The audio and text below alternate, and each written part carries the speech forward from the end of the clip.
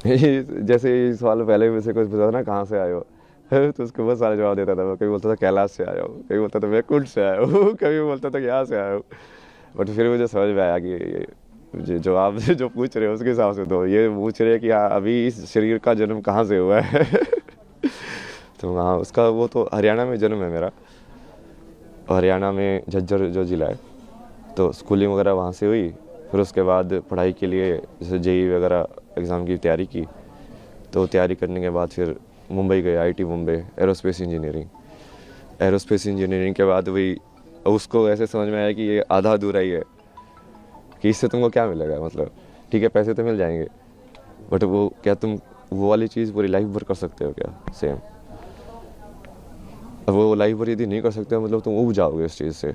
तो मेरे को वैसा चाहिए था, लाइक पूरा जॉब, लाइक हाँ ऐसी चीज़ मुझे मिल जाए जो मैं करता रहूँ, बस मज़ा आता रहे, लाइफ चली जाए पूरी है।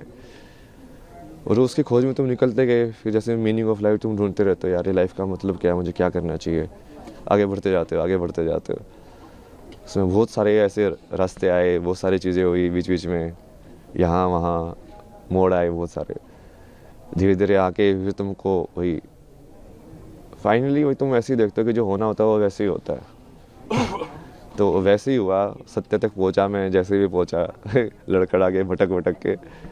फिर उसके बाद अभी तो जैसे फिर उसको समझ में आया कि अभी जो भारत का जितना भी ये वैदिक जो ज्ञान बोलते हैं या पुराना जो संस्कृति ज्ञान बोलते हैं, वो सारा का सारा उसी के ऊपर डिपेंडेंट है। मतलब अपने जितने भी हैं ये नाट्य शास्त्र या जो भी बनाए गए हैं, वो सब आध्यात्म को केंद्र बिंदु लेके बनाए गए हैं।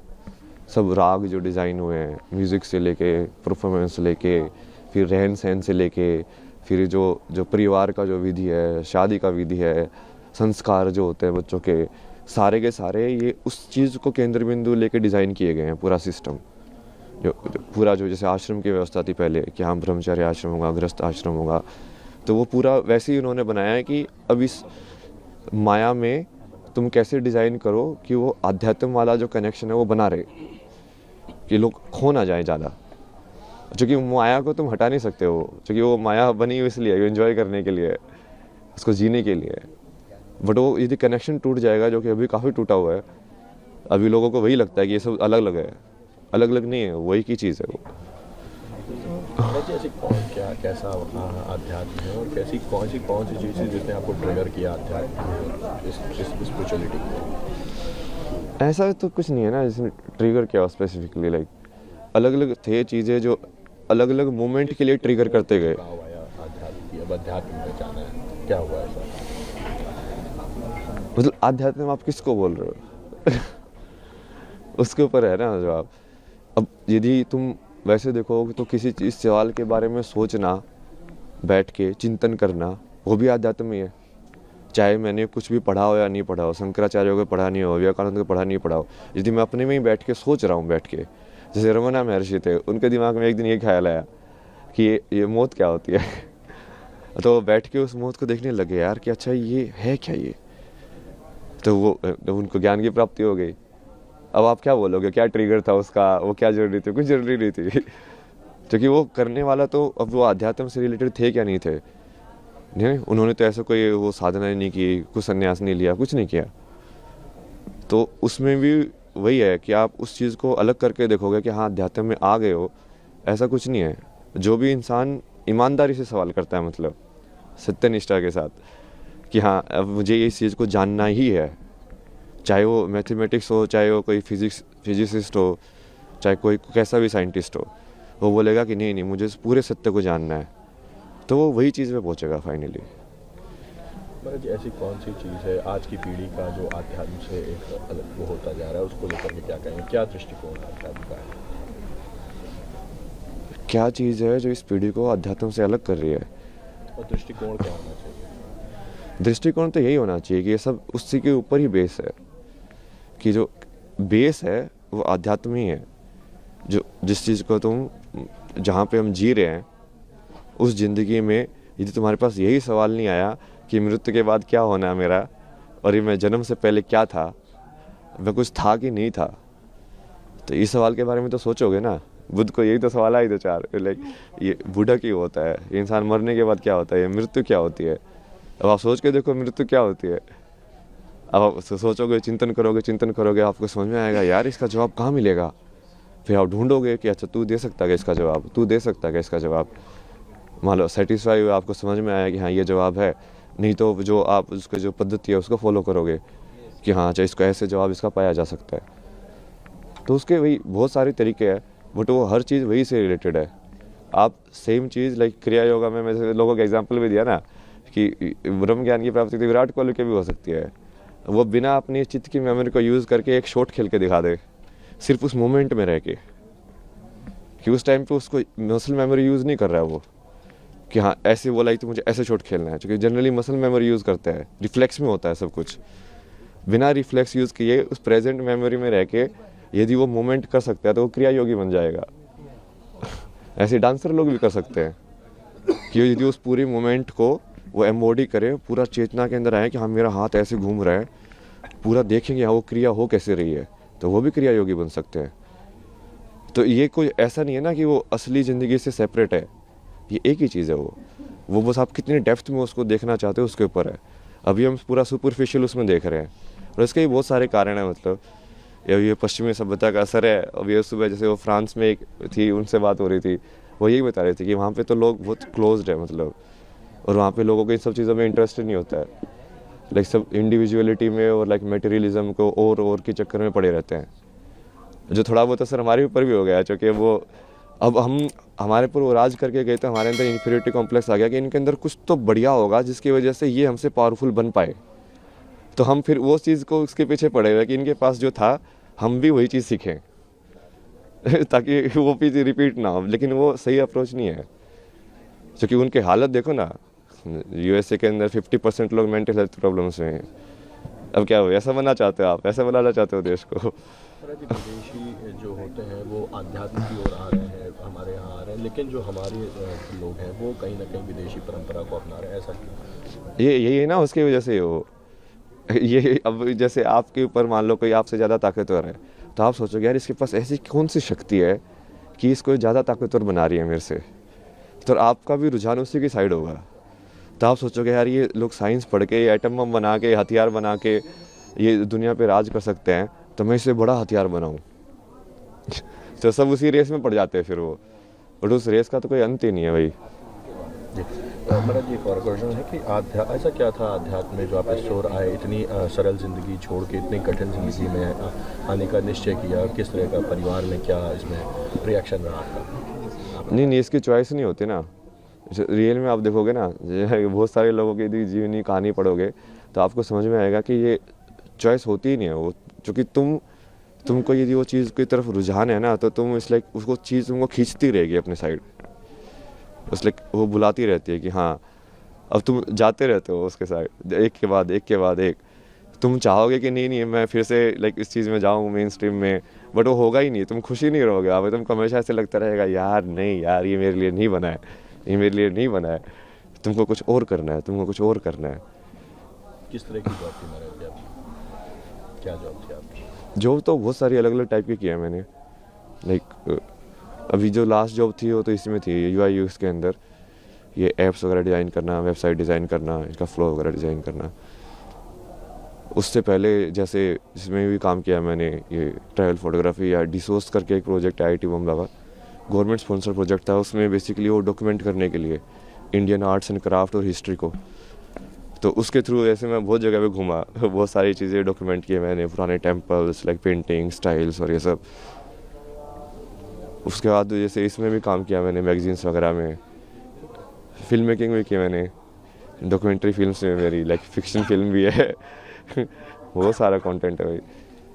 महाकुंभ को लेकर के क्या संदेश देंगे? किस तरह की व्यवस्थाएं लगी आपको? क्या व्यवस्था तो सही है। अब उसमें मेन जैसे मैं तो ये चाहता हूँ ना कि ये सारी चीज़ें सिर्फ आध्यात्मिकता से लिमिटेड ना हो। यहाँ पे बेसिकली महाकुंभ के अंदर देश के सबसे बड़े बड़े साइंटिस्ट भी आने चाहिए। वो इसरो के साइंटिस्ट वही बैठ के तुम डिस्कस करो ना विज्ञान को, और वो बोलो उन बाबा को कि यदि तुम्हारे पास ज्ञान है तो तुम इस चीज़ का भी जवाब दो तो वो जब चीज़ें मिलेंगी तभी होगा एक साथ वो, कि वो तभी वो समझ में आएगा कि हाँ ये चीज़ें तो जुड़ी हुई हैं। परिचय? अभय सिंह हरियाणा से और इंग्लिश में इसको पढ़ना। जी महाराज जी, where do you have came here? What was the purpose of coming in spirituality, and how do you connect spirituality towards the science, to the science, from the science? I am come from Haryana. I was born in Haryana. Then like life took different turns. So I went to like IIT to study. Then changed the path from engineering to arts. And that also didn't work. Then changed again. So kept changing unless like I arrived at the final truth, you can say. Then after that I started exploring, okay, so what is it like, it makes it, what is it the other people have discovered about it. Then I started like, when you see, you know, Sanskrit, like how Sanskrit was written and composed, what makes Sanskrit so special. So if you see, you know, the Maheshwaraya Sutra, like this Panini says, you know, like he was in meditation, then he got this sutra. It's like the Damru of Shiva, like Shiva gave him this, which is the base of the Sanskrit language. Then how it is composed, like with respect to grammar. So all of this knowledge, like it should be combined. It's not like separate, like, you know, like linguistic is like, they're like this is a linguist guy, this is a spiritual guy, this is a Baba guy. No, because earlier the Rishi used to do both actually. And that was the method of doing it. Like if you study Ramanujan, like his math equation come from like Devi only. The same with me only. Like I only do Bhakti of Shiva. All of my knowledge, like whatever I study like very less. Only some diagram I see, okay, this is it. Then I understand it. Like Mahadev tells me, okay, like this is how it works. So that is the real way of doing it. What was the main thing that triggered you into spirituality? You can say like the quest for the answer, quest for the knowledge. It took different forms in outside. Like initially you were searching for the like meaning of life, to do what is like, you know, substantial in life. But then you shift. Then it was like, then you are going through like mental health problem. Then the question was like how mind works. How do you get rid of these unwanted thoughts in your mind? Which I think is very popular question these days. Like people, that's why a lot of people are actually getting attracted towards spirituality. Not towards like getting moksha, but towards like, okay, how do I actually calm my mind and reduce my anxiety and all of that, which is fine also. But then you have to connect it to the root also. Like what is the base of it? Why so many techniques and meditation techniques are there? It's not just to calm your mind. It's basically there's a different, like, you know, motive to it. And what is that motive, and why is that motive so important that so many people have done and like, you know, given their entire life to it. You have lived a so smooth life and came into hard life. How was your experience, and what you are experiencing here only? No, I won't say like that was smooth and this is hard. Because what seems hard for you from outside, it might be a natural tendency for me. Like sleeping outside in cold, it might not see it as hard, no?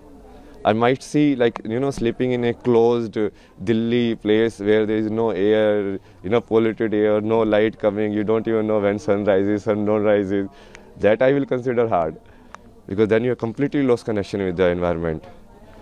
Now here at least you know you are with the nature. So it's much better, much easier than staying in, you know, completely closed cities and like that life. So it's a perspective. Like that was hard and like this is like easy, or like that was easy, this is hard. For me it's like same only. You was an aero engineer, which is so viral. So did that help you to connect with spirituality or astrology or anything else? Not really, but it does develop your logical thinking, reasoning capabilities. Like because when you study science, your reasoning capabilities increase, right? Your IQ, that we say. But then when you do like arts and everything, your EQ increases, your emotional quotient. You become more empath. Like when you are doing some story, like I have done like documentary projects on Kota. So there you go and you talk to the students there, and then you try to connect with their emotions of like why do they study, why do they commit suicide, what is the pressure on them. So that requires your EQ. So you need to develop both. What was the time when you came to spirituality, and did you take Diksha or anything else? Who's your guru? Even that's why I'm saying, no, it's not like I came into spirituality in a sense. It's like you arrived at the answer, and then I start doing it intentionally. initially you don't know the answer. Obviously, that's why you are searching. If you already know the answer, why would you search? So initially you don't know the answer, but after knowing the answer or after experiencing the answer, the much better words, then you like start seeing, okay, what is the scope of it, how far it extends, how many different ways it can be done, and then you start reading all of these different forms. Okay, this is how they have created Bharatanatyam, this is how they have created like Sanskrit, this is how they have created like all of these astrological charts, this is how, you know, the Rashi, which is say the signs, the 12 signs, these works. So then you start seeing, okay, how, so this was the base of it. You got the answer? Yeah. What was the answer? Answer to what? Moksha. No, moksha you cannot You see. were searching. See, moksha is finally basically when there is no body. Right now, it's not complete liberation in a sense. Complete liberation means that you are not in this world. You are liberated. Right? So you won't take birth only. If you don't have any karmic attachment to the world, then you will just go back. So that will happen in the end, like complete moksha that you are saying, complete mukti, like liberation.